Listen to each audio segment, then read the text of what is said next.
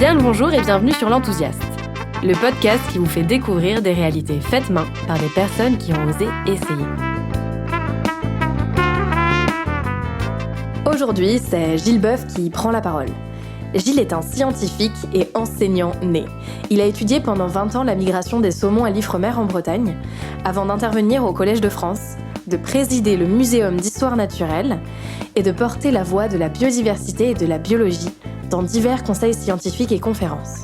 Discuter avec Gilles m'a fait penser à cette scène du film Le Cercle des poètes disparus, où le professeur John Keating met une lumière singulière sur la place de l'amour et de la poésie dans la vie humaine. Quand vous écouterez la conversation qui va suivre dans quelques instants, vous découvrirez Gilles, ce scientifique qui raconte la science, et particulièrement aujourd'hui la biodiversité et le vivant. Ce scientifique qui identifie l'émotion comme un moteur de l'humanité et cherche, ce faisant, à donner de l'émerveillement pour éveiller les consciences aux enjeux du jour. Comment ne pas tomber dans le catastrophisme ou dans l'anxiété quand on évolue dans un monde dont le climat change et le vivant s'effondre? Comment ne pas oublier que nous aussi, nous sommes vivants? Avec Gilles, on discute ici de science, de l'océan, de biodiversité, mais aussi de la valeur du temps, de la femme, de confiance et d'amour. J'espère que cet épisode te donnera le sourire et l'élan de t'investir dans la construction de tes envies. Je t'invite maintenant à rejoindre ma conversation avec Gilles.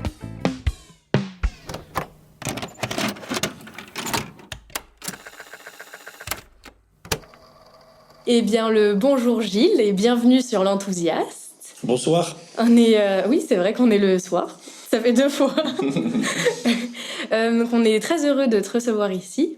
Est-ce que pour commencer, tu pourrais te présenter de la façon dont tu le souhaites pour les personnes qui ne te connaissent pas?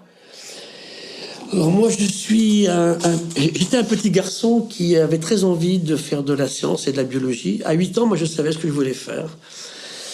Et alors que j'avais des parents qui m'ont pas spécialement poussé à faire ça, donc j'ai fait de la biologie tout le temps. Je lis beaucoup, j'ai une mémoire d'enfer, hein, ça c'est un cadeau des dieux, ça m'a beaucoup aidé.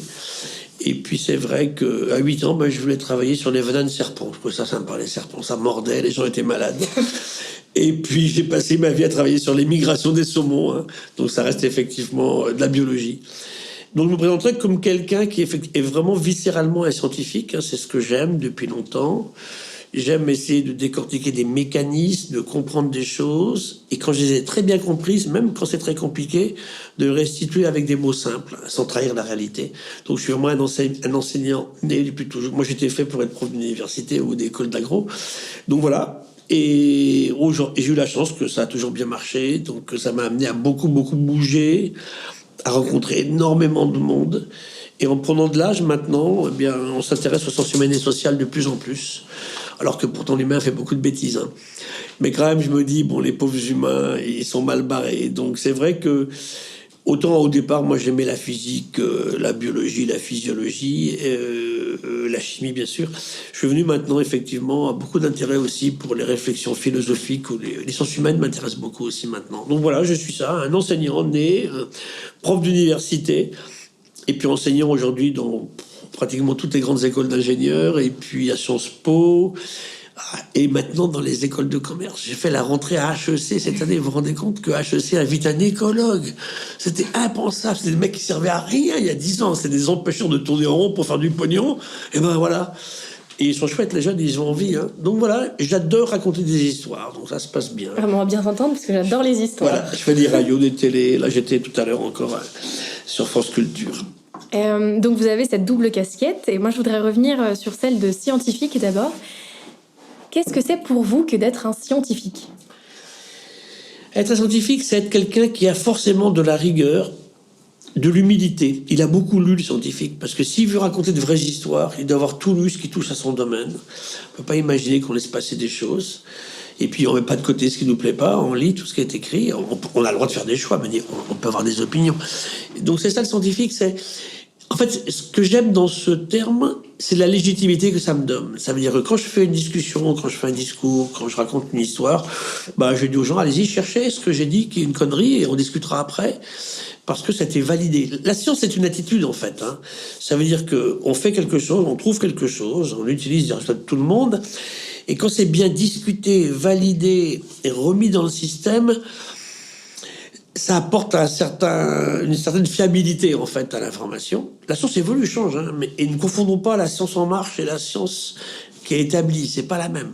C'est quoi la différence entre par exemple, la science établie, c'est que l'eau gèle à 0 degré, elle se prend en masse, et puis l'eau s'évapore à 100 degrés. Science en marche, c'est quand Raoult teste sa chloroquine sur les malades du coronavirus. Il a raison de faire ça, il est médecin, mais ça marche pas, mais bon, faut l'admettre, hein. Donc c'est ça, en fait, un peu la différence. Donc le scientifique, ça me plaît d'être un scientifique parce que on donne un peu de confiance aux gens. Et mes disciplines, moi, c'est l'endocrinologie, la physiologie. Bon, il y a un aspect, effectivement, de compréhension des mécanismes du vivant qui plaît bien. Donc bon, je raconte souvent des histoires qui plaisent bien aux gens. Donc c'est de la rigueur, beaucoup de travail. C'est ce que je dis aux jeunes. On n'est pas un scientifique si on travaille pas. Je ne connais aucun scientifique qui ait réussi sans travailler. Souvent, il n'y a pas de vacances, il n'y a rien du tout, on lit tout le temps. Mais on est intéressé. Et puis, on observe, on scrute l'environnement. On voit des choses que personne... tas de gens sont passés devant sans voir. Ça, c'est sympa, j'adore ça. Je raconterai une histoire tout à l'heure sur un prix Nobel. Et c'est vrai que ça m'a plu depuis le début, en fait. Hein, trouver une légitimité, et puis discuter avec des gens, échanger. Beaucoup de passion. Hein, ça veut dire ce que je dis d'ailleurs à mes étudiants. Hein, si on n'est pas passionné à 20 ans, on ne le sera pas à 60. Hein. Donc il faut vraiment que ce soit quelque chose de très fort dès le départ. Et la passion, je me rends compte que, en fait, d'abord mes étudiants, quand ils suivent mes cours, ils disent c'est chouette quand on va prendre un bon moment, ça c'est important. Hein. Même sur des sujets difficiles, hein, l'autre jour, ils avaient une jeune fille, on faisait l'appel pour l'océan à Cherbourg avec Jean-Louis Etienne et Olivier Rollinger, un grand chef cuisinier.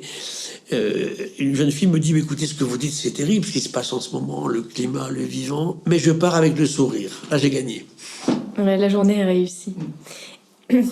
Et je me demandais, est-ce que vous auriez pu être scientifique dans un autre domaine ? Oui, certainement. Oui.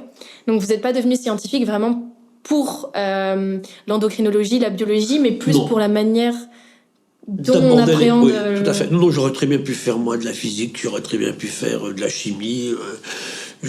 l'optique me plaisait beaucoup aussi. Mais qu'est-ce qui a fait du coup que vous êtes allé vers la biologie ? C'était la mécanistique. Je voulais comprendre comment ça marchait.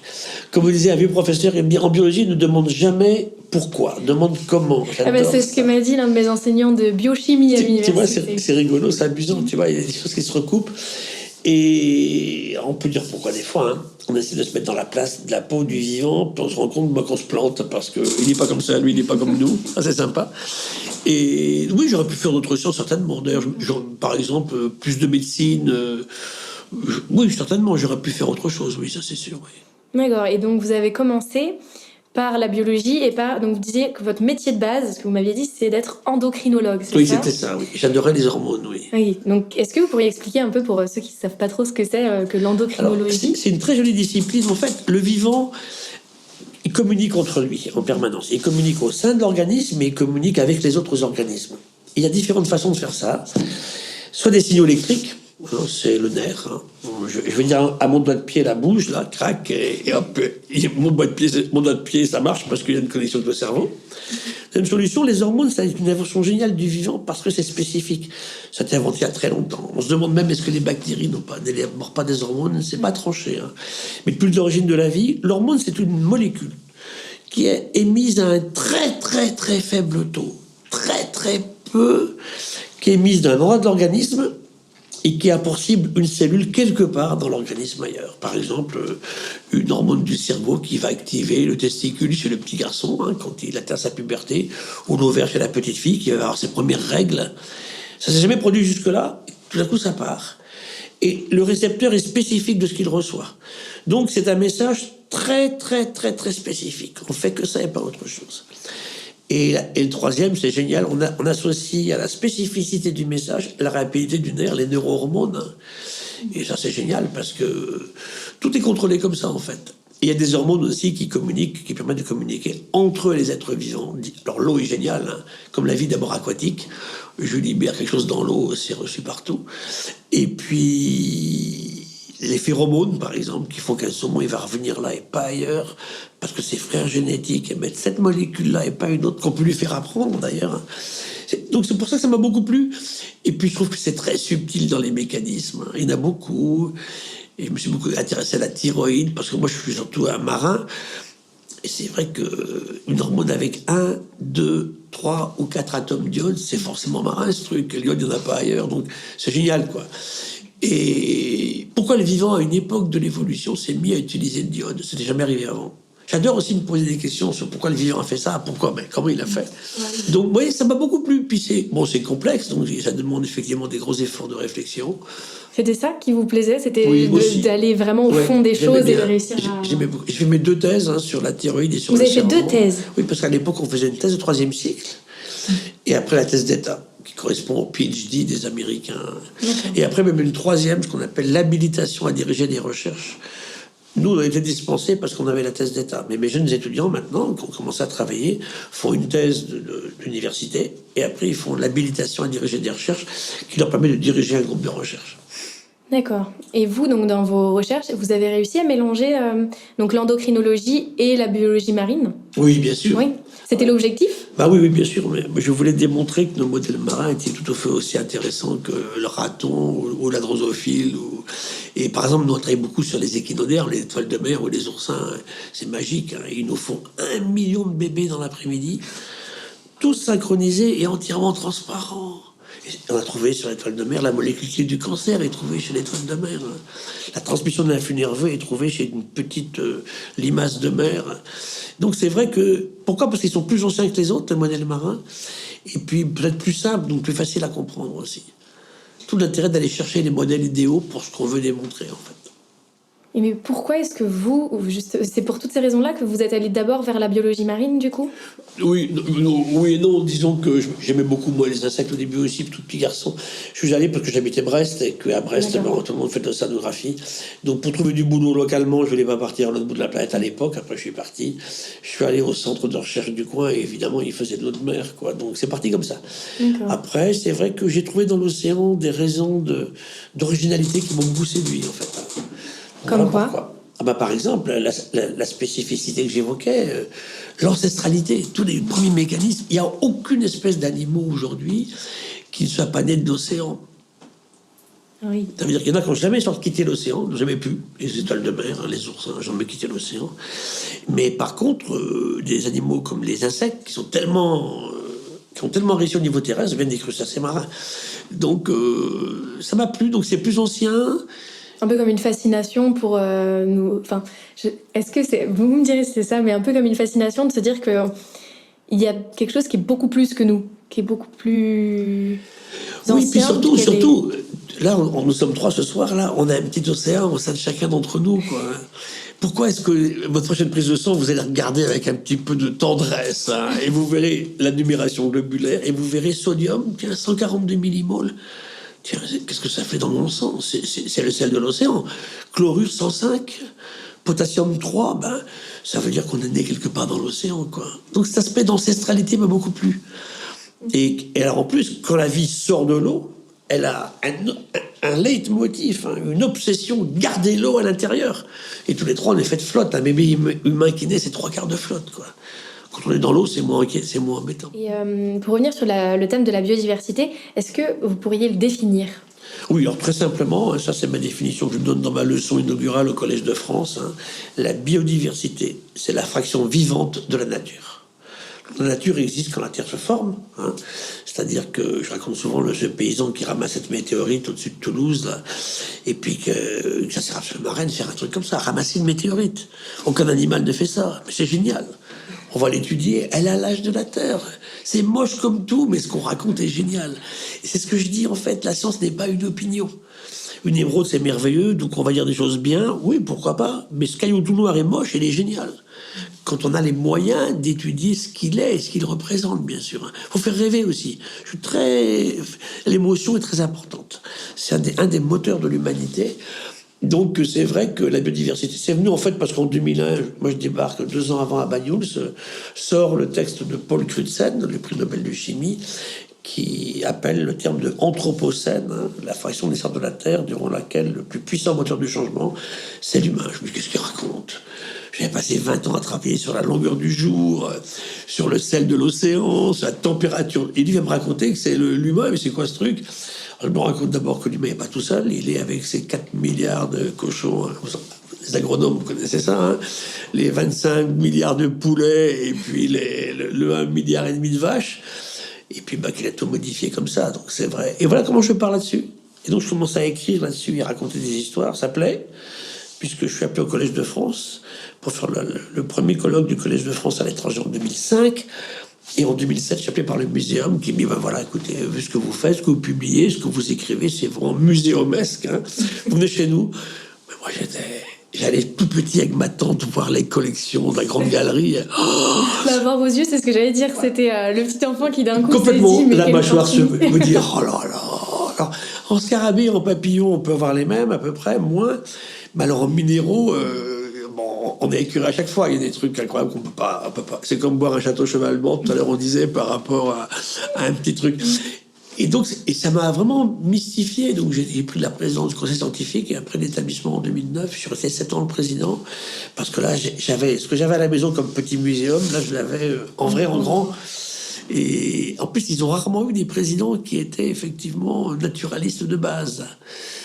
Et ça, c'est intéressant, parce que c'est plutôt des gens qui étaient des gestionnaires de système. Donc, c'est venu comme ça. Donc, la biodiversité, en fait, si je la définis clairement, c'est l'ensemble de toutes les relations que tous les êtres vivants, y compris bien sûr les bactéries, ont établies entre eux et avec leur environnement. Donc, ça comprend les bactéries de notre nez, là, les acariens de nos cheveux. Puis, t'as vu comment on est beau, là? Ouais. Et quand on se raconte des belles histoires, on est amoureux et on est bourré de trucs. Et ça, c'est très important. Il faut le rappeler en permanence. Les gens ne le savent pas. Oui, c'est rappelé, c'est ce que vous disiez dans une de vos interviews, de tes interviews que j'ai écoutées, Le sens et l'action, où tu disais que les gens ont tendance à oublier qu'ils sont vivants. Complètement. Et cette phrase m'a beaucoup marquée, et c'était...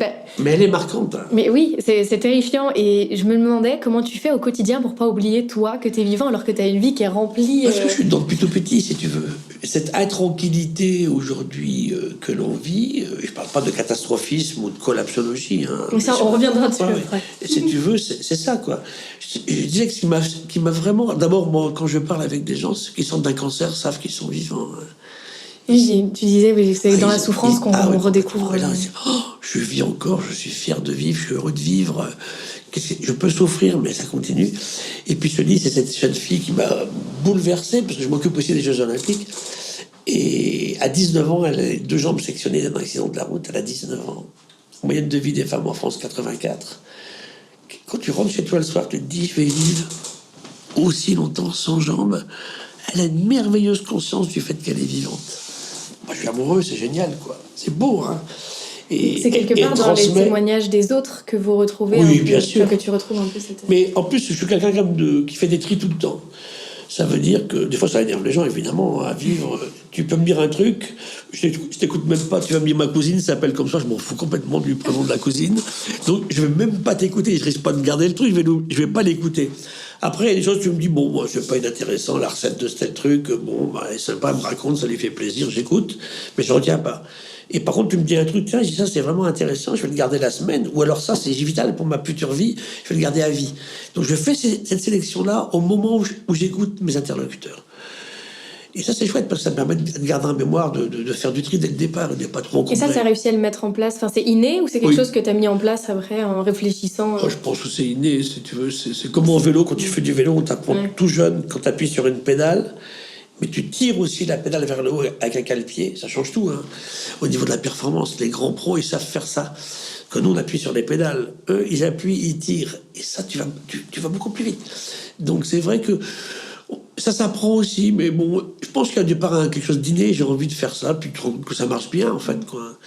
Donc, c'est vrai, bon, t'énerve un peu les autres des fois, quoi, c'est vrai, parce qu'ils m'écoutent même pas, là. Ok. Pour reboucler un tout petit peu sur la science, j'avais une question qui était... Oui, au tout départ, tu as évoqué l'évolution un peu de la science. Est-ce que tu arriverais à décrire justement cette évolution de la science, cette évolution du monde scientifique et de son fonctionnement, auquel tu as pu assister entre le moment où tu as été dans tes études, la thèse, et aujourd'hui ? Oui, c'est pas si simple que ça, mais ça commence à être bien étudié. Je relisais ce matin dans le train une leçon inaugurale au Collège de France qu'une amie va prononcer la semaine prochaine au Collège de France. Et c'est très joli ce qu'elle fait, elle travaille sur les mouches, sur les drosophiles. Et en fait, c'est la confiance dans la science. comment aujourd'hui la science nous permet de voir le monde. Elle est très restrictive. Elle dit par exemple que vu les longueurs d'onde que l'on voit au niveau du visuel, on ne se rend pas compte de ce qu'est la réalité. Les sons qu'on entend, les odeurs qu'on reçoit, on est très primitif et très limité. C'est pareil dans la relation. Donc c'est vrai que ces consciences-là font que la science, on ne la voit pas de la même façon. Mais bon, il y a quand même la rigueur, et puis la science n'est pas une opinion, donc c'est de contrôler. Donc, ce qui évolue, c'est beaucoup lié à la technique aussi. C'est sûr que nous, le numérique nous a permis de faire ces gigantesques séquençages qu'on ne pouvait pas faire à l'époque. Donc, on a des milliards de bases archivées. Sans numérique, on n'aurait pas fait ça. L'imagerie médicale aussi, on va voir ce qu'on peut faire maintenant sur un fragment de cellule. Donc ça marche bien aussi. Toutes les immunos aussi. Oui, la science a beaucoup évolué par des techniques. Par contre, au niveau du fondement même de la réflexion, et puis je suis pas sûr que c'est un peu dans la barbarie encore. Aujourd'hui, comme disait Edgar Morin, ce vieux monsieur que j'adore, il disait au président Macron, la question n'est pas la frénésie scientifique ou technologique. Il est l'usage que l'on en fait. Et je trouve ça merveilleux. Et on revient à ces Rabelais qui disaient science sans conscience. Tu te souviens des cœurs ruines de l'âme? Ça n'a pas changé. C'est-à-dire qu'on est encore dans l'enfance. Ce qui se passe aujourd'hui. Il disait encore l'autre fois, chaque fois que l'humain revient à la barbarie, qui trinque en premier? Les femmes, les enfants, les animaux. Donc, qu'est-ce qui se passe? Et ça, c'est vérifié tout le temps, tous les jours.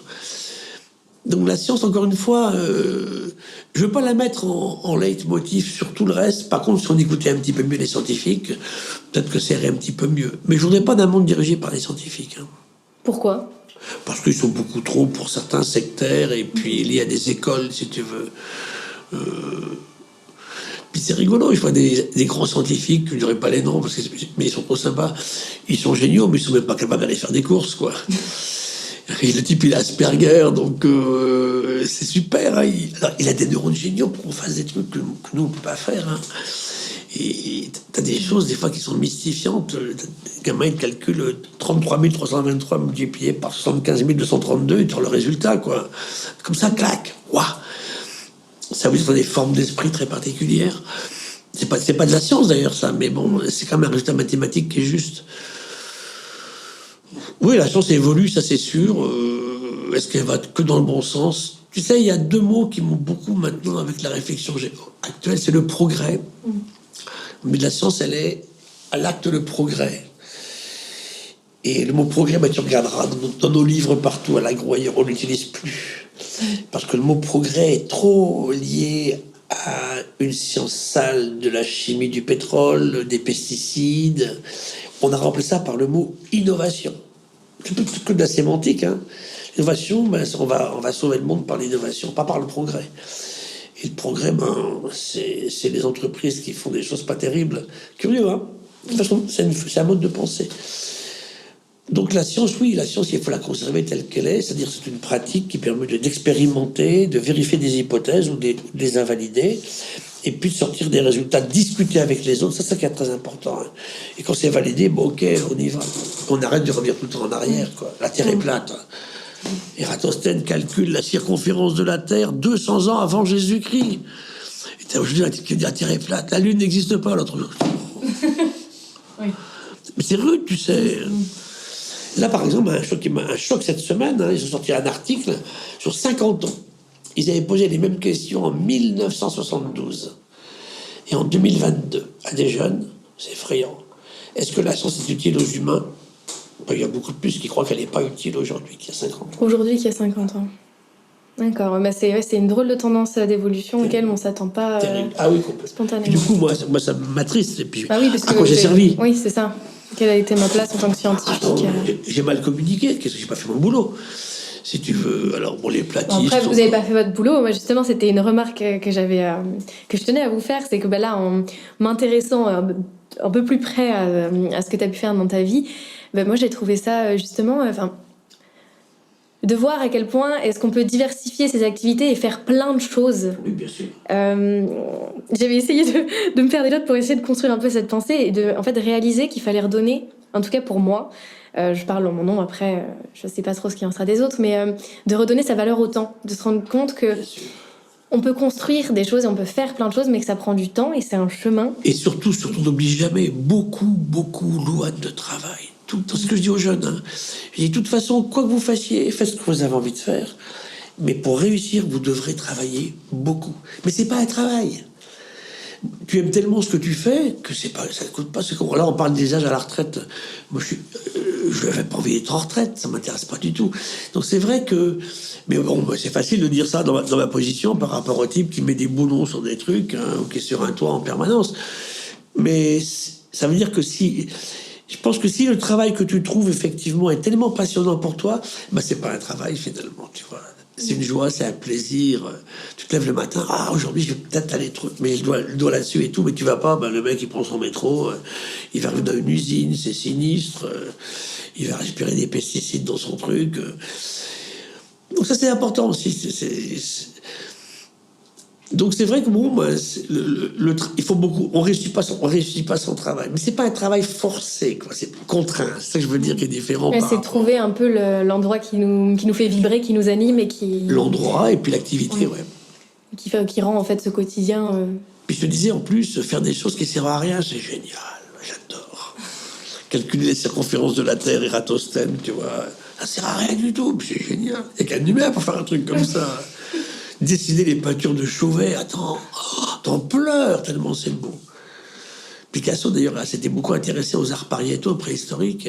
Dali aussi, donc les grands artistes, c'est la naissance de l'art. Hein. On est vers 40 000 ans. Hein. Et donc là, l'humain, ça sert à rien. C'est génial. Et ça, c'est intéressant comme point parce que je repense à des conversations que j'ai pu avoir avec des amis où on a un peu...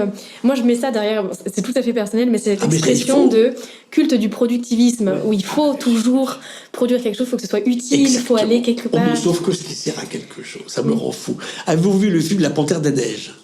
Absolument pas. Vous irez la voir. La Panthère des Neiges, c'est donc le couple, donc un poète, Sylvain, et puis donc le photographe Munier, qui est absolument génial, tous les deux. Ils se tapent 4 mois de Tibet dans un coin paumé, ils se gèlent tout ce qu'on peut imaginer se geler pour trouver la Panthère des Neiges. Au bout de 4 mois, ils sortent les premières images de panthères. Et après, ils reprennent leur slice du début du séjour. Le lendemain, sur une image, il y avait une panthère qui les avait vues. Et les grosses différences, quand tu penses à ça, elle a le temps, la panthère. Je trouve ça génial. Ils ont pris ces types-là de la civilisation. Ils ont tous très bien réussi, soit dans l'écriture pour Sylvain Tesson, soit dans la photo pour Vincent Munier. Ils ont fait des carrières exceptionnelles. Hein. Mais jamais ils n'avaient pris 4 mois de leur vie pour faire un truc qui servait à rien, quoi. Trouver une panthère des neiges. Et la panthère, ça m'a beaucoup plu. Je me dis, je dirais que la meilleure leçon que je tire de ce film, c'est qu'on déconne, nous, dans cette frénésie de temps, il faut toujours faire quelque chose. Tu vois, en plus, qui serve à quelque chose, quoi. On prend plus le temps.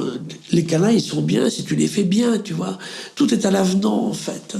Les câlins vite fait, c'est pas bien. Donc, tu n'as pas le même plaisir. Tu peux faire un truc un jour de temps en temps, mais c'est rigolo. C'est juste pour se stimuler comme ça. Mais par contre, quand tu prends du temps dans...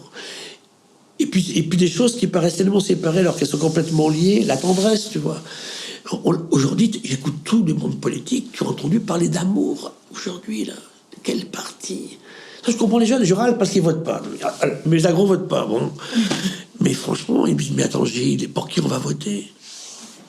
Ouais, c'est voter pour ou voter contre. On vote souvent contre. Ouais. C'est un peu le fameux... Donc, pour répondre à ta question, c'est vrai que il faut mettre de l'émotion aussi dans la science.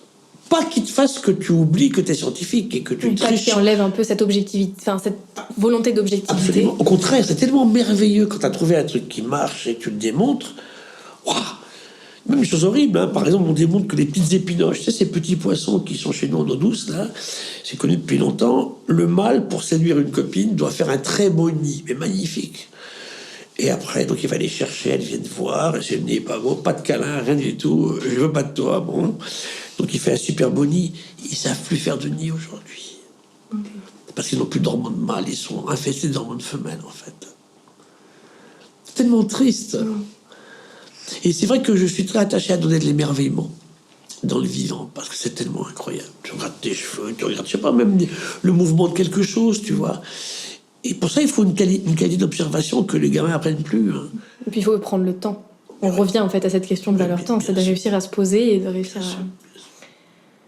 Oui, pour s'émerveiller, je pense que oui. Une bonne clé, c'est d'apprendre à prendre le temps. Et est-ce que, moi je me demandais, une question que je me posais, c'est est-ce que pour avoir toute cette sensibilité-là, est-ce qu'elle est venue du contexte dans lequel tu as grandi? Est-ce que tes parents étaient scientifiques? Est-ce qu'ils avaient cette sensibilité au vivant-là? Ils n'étaient pas scientifiques du tout. Mais si tu veux, ils m'ont laissé, moi, maturer comme je l'entendais. Ils m'ont jamais... Puis j'ai eu beaucoup d'amour. Donc ça joue énormément. Puis ça, je vois des gens ultra riches aujourd'hui qui n'élèvent pas leurs mômes. Les problèmes dramatiques des mômes. Mais dramatiques, j'ai plein de cas. C'est un échec total au niveau de l'éducation des enfants. C'est drogue, tout le monde, des trucs pas possibles. Alors que dans un milieu très modeste, mais avec beaucoup d'amour, bah, tu réussis si tu veux. Moi, j'ai venu d'une famille où j'ai vu ma maman, quand je dis ça, mais je ne me crois pas à mes étudiants aujourd'hui, hein, parce que vous venez tous de familles aisées à l'AgroParisTech et ailleurs. Moi, j'ai vu ma maman pleurer à la fin du mois parce qu'elle avait plus d'argent pour, à partir du 25. Qu'est-ce que je vais donner à manger à mes enfants demain? Aujourd'hui, tous mes étudiants sont pas comme ça, quoi, tu vois. Et donc, alors, je suis pas en train de mettre ça en exergue, j'ai connu ça, donc c'est vrai que ça donne aussi de la niaque. Et à 18 ans, j'ai quitté, je bossais tout le temps, hein. Si tu veux, j'ai eu des bourses, et puis après, j'étais surveillant de lycée pour faire mes études. Je coûtais rien, il y en avait 4 derrière, hein. Donc, je crois que ça donne une force de caractère aussi, tu vois. En plus, même très pauvre, c'est pas des mauvais souvenirs. Attention, on pouvait manger, hein, c'est pas comme des gens aujourd'hui qui sont dans une situation dramatique, si tu veux, de femmes qui sont violentées, tout ce que tu veux, c'est pas ça du tout, au contraire, hein. Et puis j'avais des parents avec lesquels je pouvais discuter, je posais des questions. Et même pas super éduqués, ils me répondaient, et c'est la nature des choses qui est chouette, quoi. Par exemple, un truc qui m'intéresse beaucoup en endocrinologue, c'est les règles chez les petites filles aujourd'hui, parce qu'elles sont très avancées. Les petites filles ont leur première menstruation à 9-10 ans, hein, c'était 13-14. Et je te pose à toutes mes amies femmes, hein, à quel âge t'as parlé à ta petite fille des pressions des règles? Et surtout, est-ce que t'as parlé à tes fils de ce que sont les règles chez une petite fille? Aucune. Oh, les mecs, ils se rendent pas compte, quoi. Elle a mal. Elle est pas bien à ce moment-là. Pourquoi on s'en occupe pas? Est-ce que c'est inné chez toi ou est-ce qu'il y a un moment déclic qui a développé ta sensibilité sur la question du genre? Femmes, oui, oui. Ouais. Moi, j'ai 3 sœurs. Et là, j'ai 2 filles et 3 petites filles. Donc, j'étais dans un milieu entouré de femmes exclusivement féminin. Et je trouve qu'elles ont une sensibilité sur le monde, la façon de voir le monde. Puis je crois que j'ai un problème un peu de Don Quichotte, hein. Ça veut dire que si on fait du mal à quelqu'un, je veux l'aider, tu vois. Et je me prends d'une immense tendresse et d'amour pour des situations. Je me dis, mais c'est pas possible. Puis tu te dis, il y avait une femme qui écrivait un truc, sur les réseaux sociaux, il y a plein de trucs. Elle dit, voilà, j'ai vécu 30 ans avec un mec qui m'a jamais rendu heureux. C'est tellement triste, tellement beau d'être heureux. Et t'es aussi heureux de rendre quelqu'un heureux que toi à l'être aussi. J'ai eu la chance de trouver ce qu'il me fallait en face aussi, bien sûr, hein. Et... Après, c'est quelque chose qu'on déclenche aussi, je pense. C'est vrai. C'est quand tu donnant. Tu reçois, c'est vrai, oui. Tu as raison. Oui. Mais ça s'apprend pas, si tu veux, ça, tu vois. Mais moi, j'ai eu la chance d'être dans un milieu familial très stable, et puis avec mes sœurs, des fois, on se donnait des roustés, hein, parce que le mec, il est un peu plus fort, donc il tape sur les filles, mais ça durait pas longtemps, c'était des petits trucs. Mais par contre, c'est vrai que je crois que ça, tu vois, c'est une ouverture sur le monde tellement importante. Et je comprends pas pourquoi l'humain, il maltraite autant l'autre genre, le mal, je sais pas. Et c'était intéressant parce que quand on discutait avant l'interview là par téléphone, tu mettais pas mal en exergue le lien en fait entre la situation du genre féminin et les crises d'effondrement de biodiversité, de climat. Bien sûr, et de pollution, hein, bien sûr. Quel lien est-ce que tu fais et à quel moment tu l'as fait? Est-ce que c'est quelqu'un qui te l'a non, dit? C'est moi-même, par exemple, je m'intéressais beaucoup à l'Antarctique. Dans la découverte de l'Antarctique, je lis un papier qui me bouleverse. Les manchots. Il y a une dizaine d'espèces de manchots. On les trouve. Au début, ils ne sont pas décrits, ils n'ont pas de nom scientifique. C'est pas des oiseaux parce que les plumes sont toutes petites et ils ne volent pas. Donc, au muséum, c'est pas des oiseaux.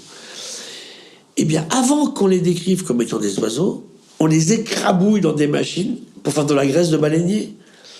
S'il y avait eu des femmes, là, ça serait pas passé comme ça. J'ose croire ça. J'ai une opinion, il n'y a pas de preuve scientifique, mais il n'y a aucune femme en Antarctique. Toutes les zones reculées du monde, il n'y avait pas de femmes. C'était exclusivement masculin. La conquête de l'Ouest, les femmes, qu'est-ce qu'elles sont, quoi? Elles sont prostituées, mais même dans les textes religieux, il faut voir ce qu'on fait de la femme, dans la Bible ou dans le Coran, hein, parce que c'est écrit par des mecs. Et j'ai beaucoup aimé le prix Nobel de médecine de cette année, là, le Norvégien, quand il dit effectivement, lui, il a son prix Nobel parce qu'il séquence le génome de l'homme de Néandertal, hein, donc à 40 000 ans à peu près. Et c'est le moment où Néandertal va se croiser avec Sapiens. Après, il va s'en aller, il n'y aura plus de Néandertaliens. Et il parle justement des relations de coït entre les Néandertaliens et puis les femmes de Sapiens. Parce qu'on arrive maintenant, tu sais, en travaillant sur la mitochondrie, où tu as un ADN qui est que féminin, ou sur le chromosome Y, où tu as un ADN que masculin, on arrive à retrouver... Là, récemment, ils ont fait une fabuleuse découverte en Bulgarie, dans une grotte, un père et sa fille. Il y a 30 000 ans, c'est magique. On n'avait jamais pu trouver ça à ce niveau-là. Et c'était comme nous, en fait. Hein. Donc, tu vois, je pense que la planète serait allée beaucoup mieux si les femmes avaient plus eu accès aux affaires. Ah, tout bête, tout con, que je dis tout le temps. Hein. On a tué la moitié des éléphants en 50 ans. C'est pas les femmes qui tuent les éléphants. Hein. J'en connais pas. C'est pas les femmes qui tuent les girafes. Donc ça, c'est une vraie lutte, en fait. Est-ce que tu le vois un peu comme une lutte et un message que tu essayes de porter aussi, tout autant que celui sur le respect du vivant? Oui, bien sûr. Oui, je fais partie. Je dis, moi, mes deux combats, c'est mettre toutes les filles à l'école, les petites filles à l'école, et puis ramener de la vie dans les sols. Voilà. C'est bien résumé. Oui. Bien clair. Et arrêter de mettre du plastique partout dans l'océan, voilà. Donc ça, c'est les objectifs que tu as maintenant. Est-ce que c'était aussi ceux que tu avais... Non, ça a évolué avec le temps. Hein. Ça a évolué. Est-ce que là, si on reboucle un peu sur le début de ta relation avec la science, quand tu avais... Enfin, je sais pas si on peut appeler ça vraiment le début, je pense pas. Mais quand tu étais à 18-20 ans, c'est avant, hein, à 14 ans, je lisais Bertrand Flournoy, l'archéologue précolombien, j'ai lisé tout sur les Incas, j'adorais ça, c'était la Crète, j'ai tout lu, Schliemann, la découverte de Troie, je lisais, je dévorais ça. Mais t'avais déjà le job d'un scientifique avant, en fait, tu lisais tout déjà. Et surtout, comme je dormais pas beaucoup, si tu veux, moi j'ai lu 4 livres par jour. Jacques Weber me disait, mais tu me voles un livre par jour, je dors 4 heures, hein. Okay. Est-ce que tu aurais un conseil ou quelque chose que tu pourrais dire à celui qui t'était à 18 ans? Du temps, j'avais deux passions, le vélo. Je faisais des courses de vélo. Mon papa fait un tour de France, il a dû me passer ça. Donc j'adorais le vélo à 18 ans, donc je faisais vachement attention à l'éthique de vie. Je faisais des courses de vélo. Et puis j'allais chercher des serpents, voilà. Et c'était vraiment mes trucs. Et c'est curieux parce que tu vois... ce que font pas les gamins, je buvais pas du tout de trucs, j'ai jamais fumé de ma vie. C'est pas pour ça que j'avais une vie austère, hein, pas du tout, mais bon, c'est des trucs que j'ai pas fait. Maintenant, bon, tu vois, sur un très bon vin, fumer, non, j'ai jamais fait. Quand tu fais du vélo, si tu fumes, c'est pas terrible, donc c'est bien. Puis aujourd'hui, fumer, c'est 22 ans d'espérance de vie en moins. Donc tu vois, ça c'est connu maintenant, c'est bien publié, c'est carré. Donc, 18 ans, qu'est-ce que... Oui. Puis c'est vrai qu'à 18 ans, bon, t'as des mois, si tu veux, amoureux aussi, qui sont super importants. T'aurais pas de conseils particuliers ou de choses qui te viennent en tête que t'aurais aimé connaître? Passionnez-vous et faites ce que vous avez envie de faire. Voilà ce que je dirais aux jeunes aujourd'hui. Ne vous laissez pas influencer. Non, dans ce domaine, il n'y a pas de boulot. Faut pas... Arrête. Je suis désolé, c'était très bon, tu trouveras quelque chose à faire toujours. Tu vois. Puis je m'en fous, après, quand je te recrute, que tu aies fait telle école ou telle école. Ce que je veux, c'est que tu puisses faire le job pour lequel on va te chercher. Si tu as de la passion, de l'envie de faire, un goût du travail, tu te débrouilleras tout le temps quelque part. Hein. 2 pieds, 2 jambes, une tête bien faite et roule ma poule. Oui, pour ça. Bon, après, tu peux avoir d'autres... Moi, j'admire aussi le travail manuel, j'aime beaucoup. Hein. Donc, c'est vrai qu'aujourd'hui, je trouve lamentable... Moi, j'ai vu les détresses de gens, de petites gens, dans le sens le plus noble du terme. Hein. Voilà, ma fille a fait une maîtrise d'histoire de l'art, elle n'a pas de boulot. Bah, c'est vrai que dans ce cas-là, il faut mettre plombier, quoi, si tu veux, dans le fait de chercher du travail. Et en parlant justement d'aller vers ce qui nous donne vraiment envie, est-ce que toi, tu as la sensation de t'être réalisé dans le sens de ne pas être passé à côté de la personne que tu étais? Oh non, j'ai jamais eu cette impression-là, tu vois, non. En plus, bon, je suis comme un caractère spécial, c'est que je me suis toujours démerdé pour ne jamais avoir de chef. Hein. Moi, à 30 ans, je manquerais à l'extérieur. Ça énervait beaucoup les gens de mon institution, hein, parce que quand t'as un chef, bah non. Mon pognon, je l'avais trouvé aux États-Unis, j'avais une bourse de NATO, j'avais un machin, une commission en Norvège, j'avais l'argent pour travailler. Non, ça, c'est épouvantable pour eux, tu leur as échappé entièrement. Et après, indépendant et libre. Et après, j'étais chef moi-même, donc on va pas emmerder. Donc ça, c'est vrai que... Alors que j'ai jamais eu de goût pour être directeur ou président, j'ai passé ma vie à être directeur ou président. Et justement, ça, c'était... Je vais prendre cette opportunité pour te poser cette question-là. C'est qu'est-ce qui fait que toi, l'homme qui est assis en face de moi, a eu en fait cette carrière-là de scientifique connu, mine de rien, avec que ce soit ses postes de recherche et les postes à responsabilité, où tu as été président et membre de tout un tas de trucs, et pas quelqu'un d'autre. Pas qu'est-ce que toi tu as de plus qui a fait que tu as eu cette carrière-là et pas ton collègue de recherche. Je crois que, d'abord, c'est des qualités propres, si tu veux, de mémoire incroyable. Hein. Moi, je suis toujours beaucoup plus vite pigé que les autres, et puis je foutais pas grand-chose, j'étais premier tout le temps, ça aide quand même, hein, tu vois. Vous savez ça, comment c'est les prépas, hein. Donc ça prend des gens assez particuliers. Mais j'avais cette envie tout le temps de pas avoir de charge hiérarchique au-dessus de moi. Donc je me mettais à part, mais est-ce que c'était conscient ou pas au début? À 28 ans, 22 ans, hein, tu vois. Puis moi, j'ai une génération où nous, on avait un boulot à 23. Hein. Nous, on faisait la thèse en travaillant. C'est pas comme le type, il fait sa thèse, son doc, son post-doc, et après, il a peut-être trouvé du boulot. Non, nous, on avait du boulot à 23 ans. Et... Peu importe le type de boulot. Ouais. On parle en sciences, bien sûr. Hein. Il y avait vraiment beaucoup de possibilités. On était au début du baby-boom, tu vois. Les familles étaient... Mais par exemple, je me pose des questions à la maison, tu vois, on est un garçon, 3 filles, un garçon, les 2 garçons en fin de carrière scientifique, pas les filles. Est-ce que c'est genré? Je ne crois pas, c'est un peu le fait du hasard. Et pour revenir un peu au conseil qui serait à donner donc, aux jeunes, qu'est-ce que vous diriez à... Prenez du plaisir dans ce que vous faites. Soyez amoureux. Tu te rappelles, moi, à l'époque, moi, de ma jeunesse, c'était la guerre du Vietnam. Et j'avais des collègues super politisés. Je me rappelle les discussions, le mec, t'es quoi, toi? Je suis trotskiste, léniniste, à tendance maoïste. Je dis, putain, c'est quoi ce truc-là? Bon. L'autre, il est léniniste, trotskiste, à tendance... Et toi, t'es quoi? Moi, je suis amoureux. Voilà, je crois que c'est une réponse un petit peu à tout ça, tu vois. Une réponse à apporter dans ce contexte, parce que... Une réflexion qui m'entoure quand je discute avec des gens de l'école ou autre, c'est des personnes qui peuvent soit être un peu inquiètes pour leur avenir et qui sont On n'avait pas ça. C'est un énorme point en moins qu'on avait. Aujourd'hui, c'est vrai, mais les gens sont inquiets. Enquête un peu de sens. Quelle place je vais prendre professionnellement dans ce monde. Je suis bon, mais je suis pas sûr de trouver du boulot. Et puis comment je trouve une place qui est en accord avec mes valeurs, qui est en respect avec le vivant, qui est, avec le petit mot star que je vais placer, durable. Est-ce que vous auriez quelques mots pour aider ces personnes qui sont un peu... Je reconnais tout de suite clairement, c'est vrai que vous partez avec un handicap par rapport à notre génération, quoi. Parce que moi, je n'ai jamais, à aucun moment, douté du fait que je trouverais un boulot dans le domaine qui m'intéressait. C'est clair. En plus, on n'était pas si mal payé que ça, les scientifiques, à l'époque. Hein. Donc moi, dès que j'ai eu mon bébé, on s'est débrouillé. J'arrivais. Au début, on n'était pas très riche. On allait au restaurant universitaire avec la gamine dans le truc, le petit panier là. On faisait pas la queue comme ça pour monter les escaliers. Mais bon, c'est pas des mauvais souvenirs. Hein. On a une voiture qui tombait tout le temps en panne, mais je parle pas de pauvre. Là, c'est vraiment horrible, je pense. Mais pas riche. Tu peux avoir de très jolis souvenirs, en fait. Et justement, comment est-ce que toi, tu fais pour pas tomber dans ce catastrophisme, mais pour être un peu cet éternel optimiste et avoir espoir? Je crois que c'est ma nature. Puis, tu vois, je vais te dire, au fond de moi-même, ma pensée jusqu'au bout. Et ça, c'est le côté Gilles Boeuf, en son gros côté naïf. Ça serait trop triste si ça se passait comme ça. Oui, mais c'est ce que tu disais, il est trop tard pour être pessimiste. Oh, oui, j'ai adoré cette phrase. Mais c'est vrai. Arrêtons, quoi. On pouvait être en 74, pas aujourd'hui. Donc, retroussez-vous des manches et changez. Ouais, faites quelque chose, là. Tu écoutais ce que je disais aussi, c'est qu'au cours des mécanismes de l'évolution, le vivant s'est adapté à tout, il a tout connu. Mais pour s'adapter, il faut changer. Aucune espèce vivante ne peut s'adapter sans changer. Et justement, là, t'as spoilé, parce que je voulais te faire commenter deux citations de toi.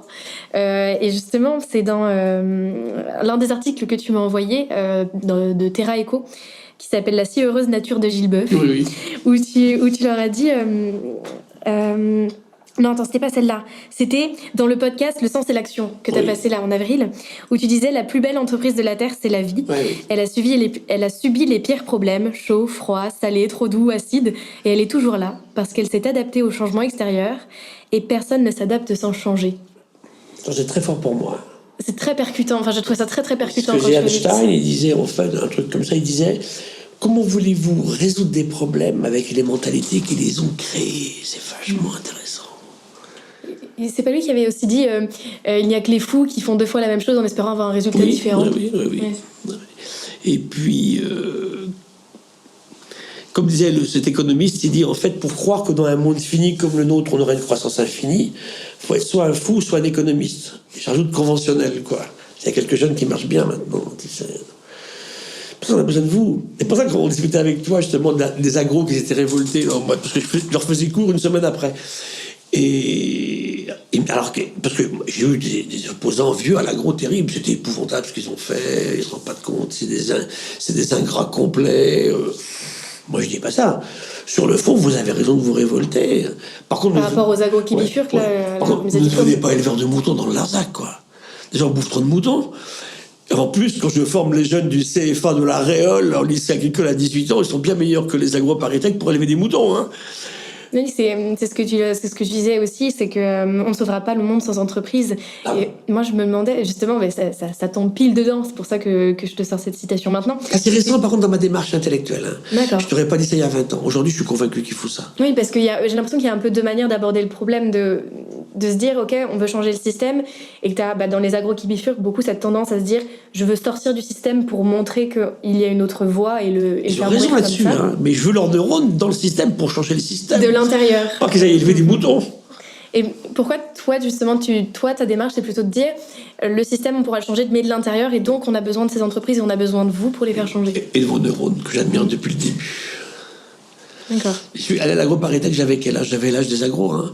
Ils sont tous persuadés que j'ai fait agroparitech. J'ai pas fait agroparitech pour une raison très simple, c'est que j'étais d'une famille tellement modeste que je savais même pas ce que c'était qu'une prépa, en fait, hein. Donc reçu au bac bien, et ben je vais faire une maîtrise d'enseignement de sciences naturelles, puis après que je mute en océanographie, en passant par la médecine avant. Et puis, alors on me dit, oui, mais tu aurais mérité de l'être. Oui, peut-être, pourquoi pas, hein, je veux bien. D'ailleurs, je suis maintenant, ils m'ont nommé justement, je suis professeur, professeur correspondant d'agroparitech, un truc comme ça, ambassadeur de la fondation. Parce qu'on estime que tu aurais pu faire ça. Ben, je dis oui, je vais à l'école des ponts. Alors eux là, comme casse, c'est pas agroparitech, hein. C'est des gentils agroparitech. Là, l'école des ponts, mais c'est la casse, c'est pas possible. Il y avait un papier cette semaine qui montrait que pour faire Polytechnique, si ton papa est polytechnicien, tu as pas 2 ou 3 plus. 85 fois plus de chances de devenir polytechnicien. Si c'est pas du clonage, ça, tu vois, dis-moi un peu. Total, c'est effrayant, hein. C'est vraiment de l'endogamie complète, en fait, hein. Et c'est ça qui est intéressant. L'ascenseur social, il marche plus. Moi, je suis fils, mon papa était ouvrier portugais. Donc c'est vrai qu'il était bon en vélo. Mais tu te dis, l'amour du travail manuel, par exemple, tu vois. J'aime bien Hermès comme groupe, parce que Hermès te rémunère un sellier, un maroquinier, autant qu'un polytechnicien. J'adore ça. C'est un artiste incroyable, si tu veux, quoi. Tu vois, ils font des choses. Et puis c'est mis en valeur par but biologique. On fait soit de la soie, soit du cuir. Que seront les vaches dans 10 ans? C'est une question intéressante qu'il faut se poser à l'agroparitech, hein, tu vois. Donc, on ne sauvera pas le monde sans entreprise, et donc peut-être réfléchir avant de se poser cette question-là, avant d'aller vraiment ailleurs et de vraiment... il faut y aller, mais pour faire des choses différentes. Regarde la Maïf. Il y a un type qui s'appelle Pocheco, j'ai dû te dire ça, c'est l'entreprise la plus vertueuse de France. Ils font des enveloppes à Lille, va aller voir comment ils bossent, quoi. Tout ce qu'on aime, il fait le mec. Tu te dis, waouh! C'est-à-dire qu'il nourrit tout son staff avec sa permaculture locale sur le site de l'entreprise. Ils ont leurs poulets, leurs vaches, leurs cochons, leurs machins, hein, avec sa permaculture. L'eau, aucune eau de la ville, que de l'eau de pluie, filtrée par Pocheco, une bambouseraie qui filtre la flotte. Pas un gramme de plastique dans l'entreprise. Waouh! Il gagne sa vie. Et tout ça pour montrer qu'en fait, c'est possible de réinventer l'entreprise et de réinventer un peu notre... tu vois. Ouais, il faut avoir un peu les... Et surtout, tout ce qu'il faut, tu sais, Louane, c'est un pilote dans l'avion. Là, on parle entreprise au sens général, mais j'irai jamais raconter ça avec Total ou bien avec Bayer, hein, ça c'est clair. Hein.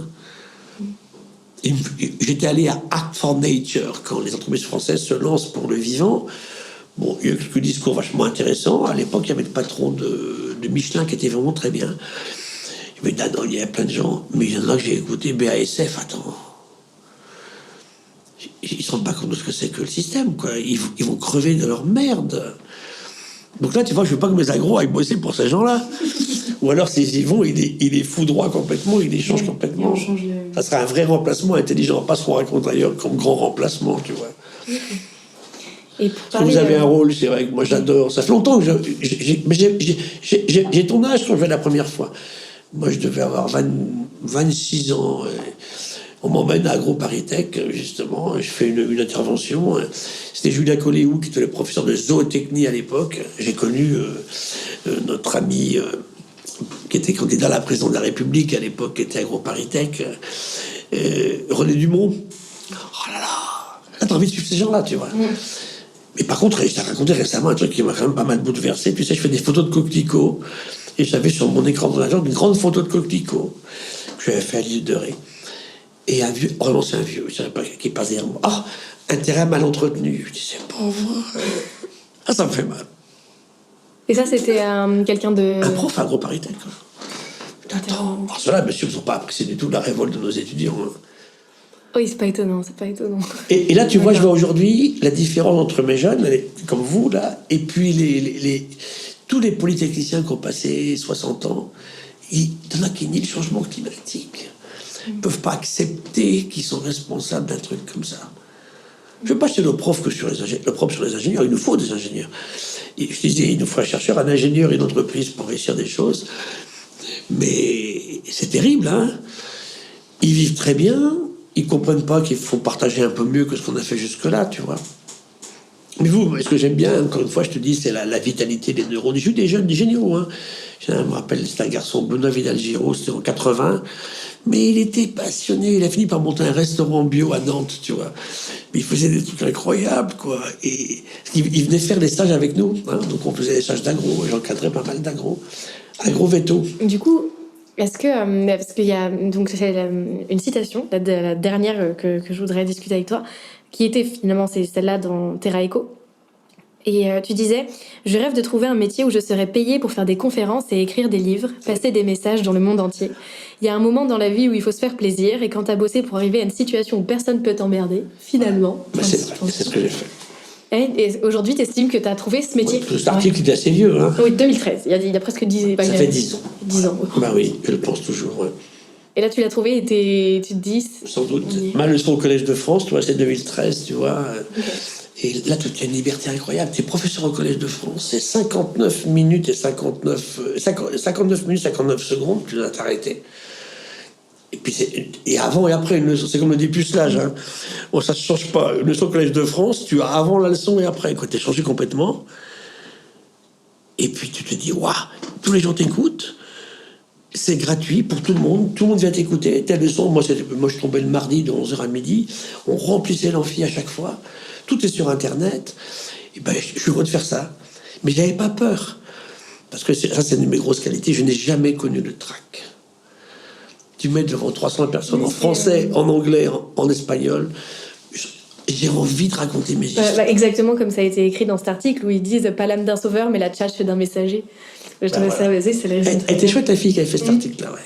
Ils ont fait faillite depuis, les pauvres. Oui. Bon, au moins, on a la trace de ces mots qu'elle a pu. Je t'avais envoyé pas mal de trucs qui étaient anciens. J'ai trouvé un Nisbeck Erika aussi, là, d'ailleurs, en regardant dans les vieux trucs, là, tu vois.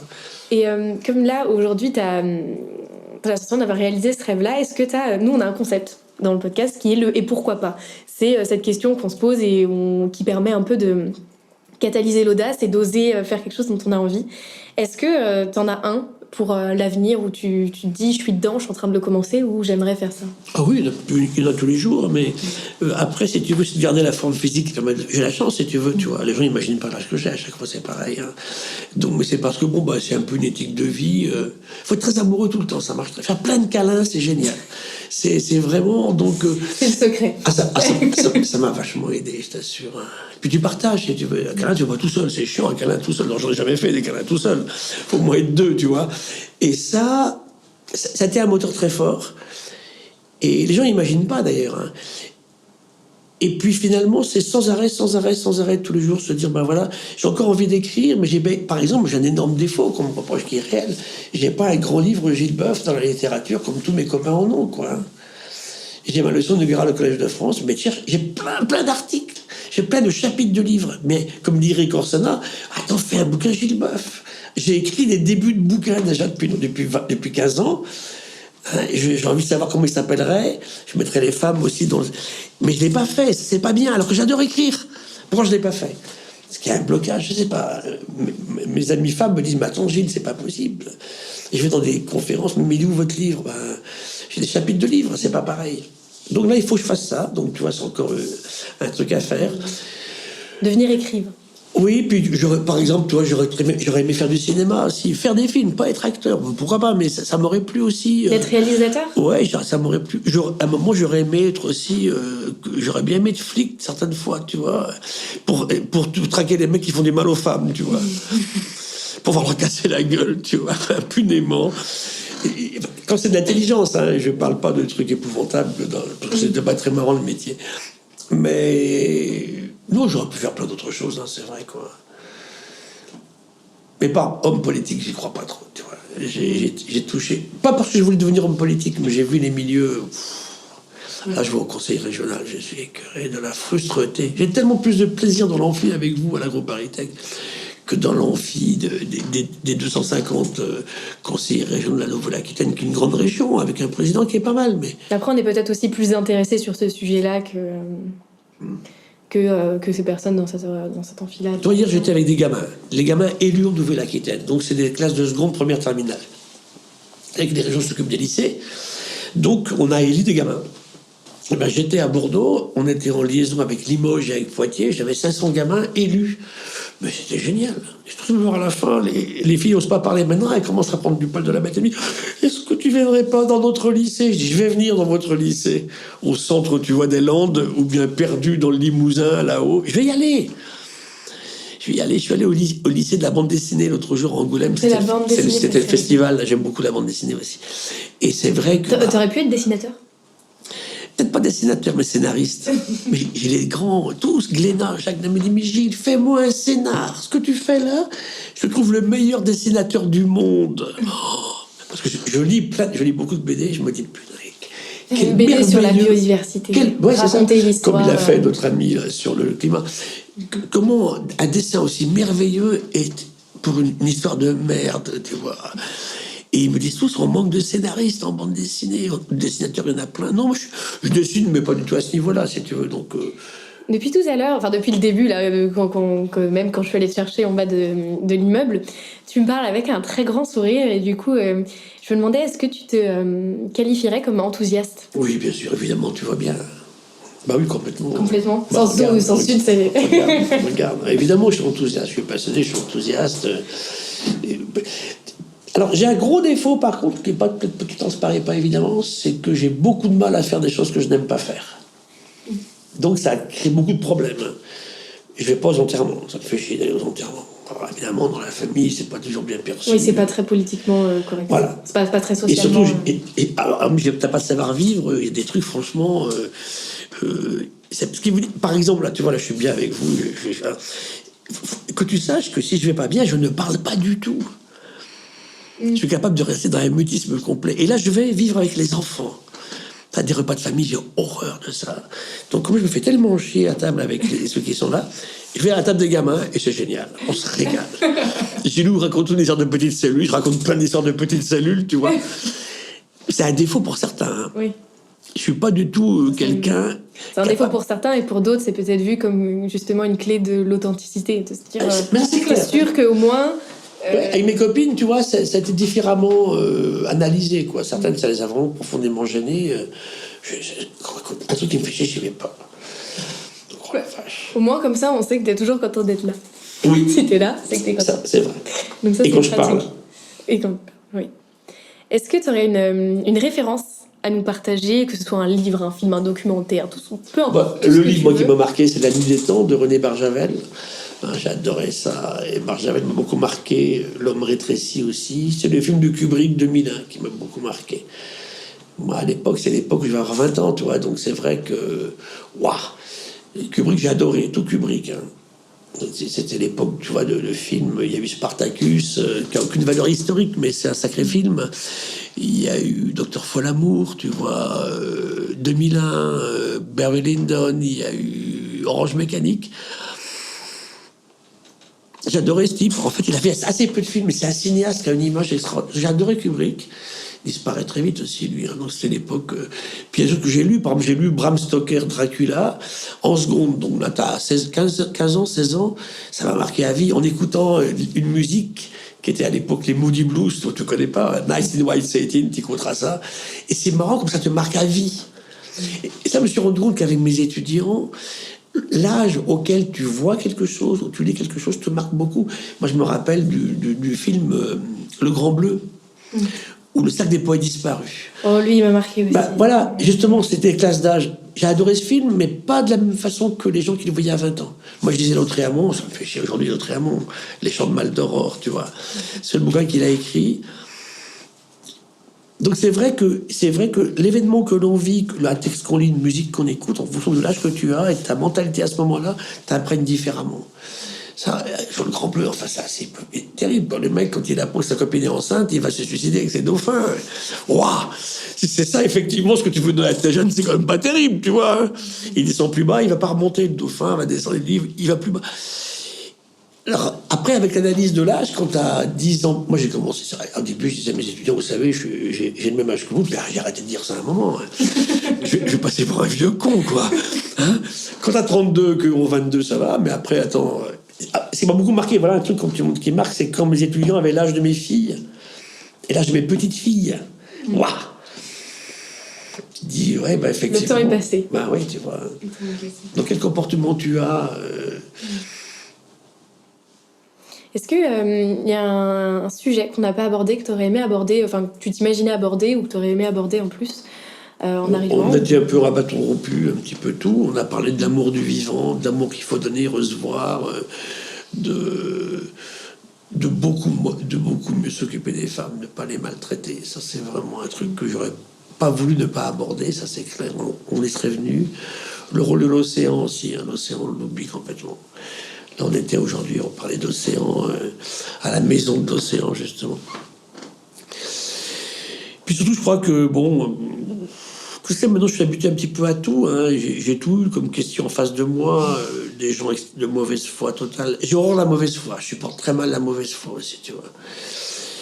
Mais même, tu vois, un jour, je suis invité par des maires d'extrême droite de la côte, là, qui me disent, vous savez, l'écologie, tous des salopards. D'abord, je suis pas écologiste, je suis écologue, c'est très différent. Et puis après, mais le mec était quand même quelque part. Il me dit, je vous écoute, professeur, je me sens un peu moins con. Je me dis, merde. Ah bah, là, j'ai réussi mon travail. Ah ouais. Ou cette jeune fille, je te racontais, qui me dit à Cherbourg l'autre jour, je vous ai écouté, Gilles, ce que vous dites, c'est horrible, le vivant, le climat, mais je pars avec le sourire. Et là, on reboucle un peu sur le fait de pas tomber dans le catastrophisme, en fait. C'est que même avec toutes ces nouvelles, je ferai jamais ça. De réussir à diffuser cet enthousiasme. J'ai pas le droit de faire ça vis-à-vis de votre génération. D'abord, j'en ai pas envie. Même si au fond de moi-même, je suis quand même quelque peu inquiet, on est bien d'accord. Hein. Mais bon. Je peux pas, parce que je trouve que ça serait franchement dégueulasse. Quand je vois les vieux cons, et je pèse mes mots, qui vous disent, bah écoutez, on a merdé, nous, démerdez-vous maintenant, attends. C'est pas possible, Louane, écoute. T'entends ça, Romain, tu deviens fou, quoi. Mais c'est, hop, prends mon sac et débrouille-toi. Moi, je... Mais on a vécu aussi des drames. Moi aussi, j'ai eu des drames. J'ai ma sœur, tu vois, j'ai un neveu, le fils de ma sœur, qui fait médecine, tu vois, il est reçu 10e sur 2000, tu vois. Donc il va rentrer en médecine, et il se tue en voiture 2 mois avant, et il est dans le coma à 20 ans. Et quand j'ai dû faire le discours, l'oraison funèbre, tu sais, j'ai dit à ma sœur, est-ce que tu fais ça bien? Je dis, écoute, je le fais à une seule condition, je parle en son nom. Je t'assure que ça m'a marqué. C'était lui, qui ne serait jamais médecin, qui était un super étudiant. En plus, il était bon partout, il était bon aussi en sport. Donc tu vis ça aussi, tu vois. Donc on n'est pas tous, on vit tous des trucs comme ça. Hein. Tu vois, le samedi, là, on va enterrer une de mes collègues, elle a 32 ans. Elle vient de faire un cancer terminal. C'était le fils d'amis, la fille d'amis. Bon, tu dis pourquoi, comment... Ben, c'est ces saloperies de pesticides, tu vois, on oublie tout ça. Donc, tu vois, tout n'est pas rose. Hein. Je n'ai pas été complètement mis dans un cocon. Oui, c'est pas un optimisme bien. Non, pas du tout. Moi aussi, j'ai eu les mêmes misères. Mais ça, j'ai eu de la chance, ça, c'est vrai, ça, c'est important. Ne pas s'accabler sous le poids de garder un peu. Tu sais, j'ai enterré 3 de mes meilleurs amis sur 6 mois. J'avais que là 60 ans, je deviens vieux. Et heureusement, ça s'est pas reproduit depuis. Je m'appelle Robert Barbeau, qui était mon maître en écologie. Il meurt à 71 ans d'un double cancer. Les hommes, c'est très dur à passer 70. Après, tu peux vivre beaucoup plus longtemps. Jacques Weber, mon maître en économie, qui était aussi rade, meurt à 69 ans d'une fibrose pulmonaire. Et Walter Gehring, mon copain Nobel, meurt. Et lui, il meurt comme un jeune, il se tue en voiture à 75 ans.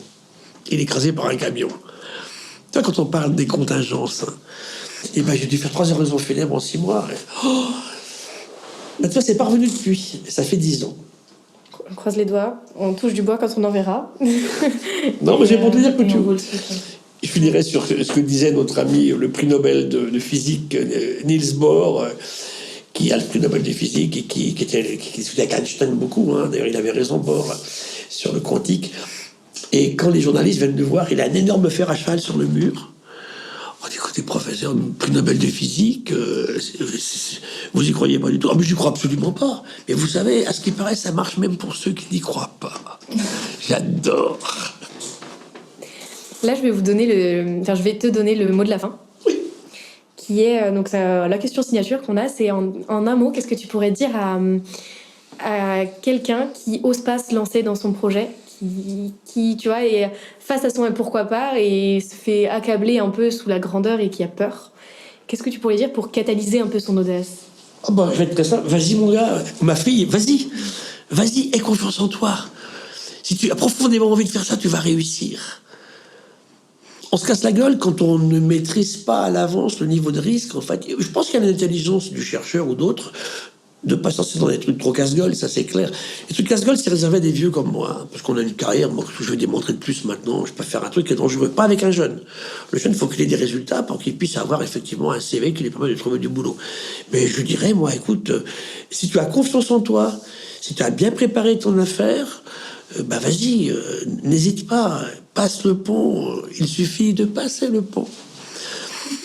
Ce que disait notre ami Brassens, franchir le Rubicon, tu vois. Terminer sur Brassens. Oui, vraiment très très belle interview. T'aimes bien aussi. Ah bah magnifique. Est-ce que les jeunes connaissent encore Brassens? Oh bien sûr. J'adore. Est-ce que pour les personnes qui aimeraient en savoir un peu plus sur toi et te découvrir un peu plus, est-ce que tu aurais des liens vers lesquels on pourrait les rediriger? Je t'en ai pas donné. Il y a toutes mes leçons au Collège de France déjà. Il y a un très joli blast avec Paloma Moritz. Il y a un joli Time for the Planet aussi qui a fait 500 000 vues.